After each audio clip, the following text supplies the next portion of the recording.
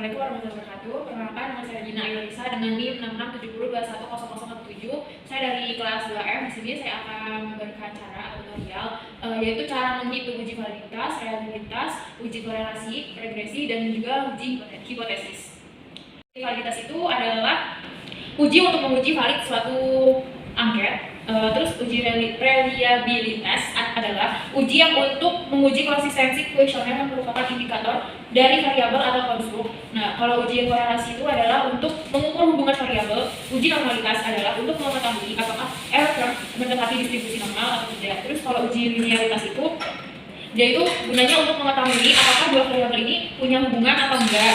Terus kalau uji regresi ini gunanya itu untuk memprediksi besar variabel dependen dengan independen yang sudah diketahui. Sedangkan uji hipotesis itu gunanya untuk menarik keputusan sementara.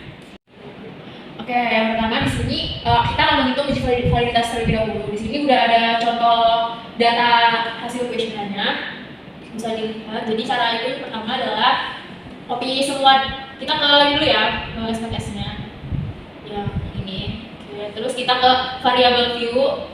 Habis itu di kolom yang nama kita namain x1. Terus yang selanjutnya kita namainnya x2. Terus kita tulis lagi x2 karena di sini variabel x-nya itu ada 2. Jadi sampai x2. Kemudian langsung ke Y1, terus Y2, terus Y3. Karena memang variabel Y-nya itu ada 3. Terus yang selanjutnya kita tulis total. Semua desimalnya kita ganti ke 0. Maaf. Semua desimalnya kita ubah ke angka 0 ya. Selanjutnya ke kolom value. Ya, jadi value yang satu itu kita tulis sangat setuju. Terus yang kedua itu kita tulis sangat kita setuju aja, setuju. Terus kalau 3 itu ditulisnya tidak setuju. Kalau 4 itu berarti sangat tidak setuju. Terus baru klik OK. Jadi ini kan datanya tuh langsung kita itu langsung kita copy ya. Sini kita langsung kita paste. Nah, ini udah. Habis itu untuk menguji validitas, langkah yang pertamanya itu kita ke analyze, terus kita ke correlate, bivariate. Ini kita copy semua, terus kita pindahin ke tables. Terus kita langsung klik OK. Nah, ini merupakan hasil uji validitas dari data yang sudah dihitung tadi. Bisa dilihat di sini itu datanya X1 itu nilai signifikansinya 0,00. Dia itu berarti valid. Kita lihat hasil angkanya itu berarti valid semua. Yang kedua kita akan menghitung reliabilitas. Jadi cara menghitung uji reliabilitas itu kita pertama itu kita ke variabel view dulu. Nah, di sini kita tulis dulu total x dan yang di bawahnya itu adalah total y. Desimalnya juga di sini kita nolin. Di sini kita juga ubah jadi scale. Nah, langsung kalau begini kita ke data view. Caranya kita balik lagi ke hasil tabulasinya itu yang total x-nya kita copy. Semuanya kita copy x sama y-nya. Oke. Copy, terus kita ke sini langsung kita paste.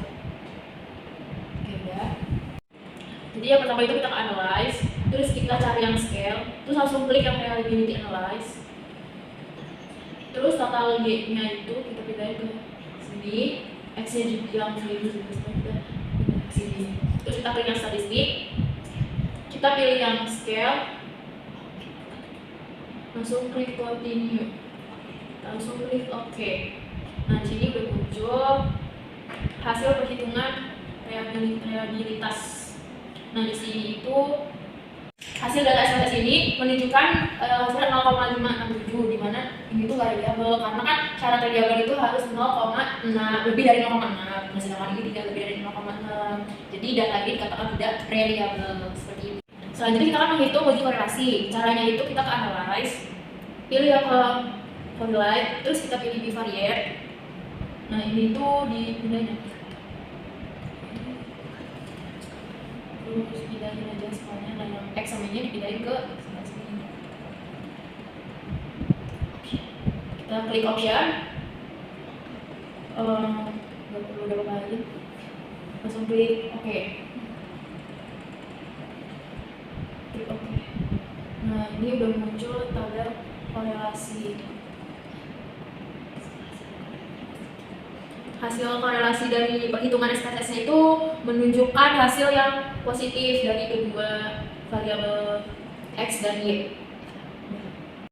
Selanjutnya kita akan menghitung uji linearitas dan normalitas, karena syarat uji sebelum uji regresi itu kita harus menghitung dulu uji normalitas dan juga linearitas. Nah yang pertama itu kita akan menghitung uji linearitas. Caranya itu yang pertama kita klik analyze, terus kita pilih compare means. Oke, yang ini, terus kita pilih yang means, kita pilih yang total X-nya itu kita ke independen dan total Y-nya kita pindahin ke dependent. Terus klik option, kita klik yang test for linearity, terus kita klik continue, kita klik OK. Nah, ini udah muncul ini hasil perhitungan uji linearitas.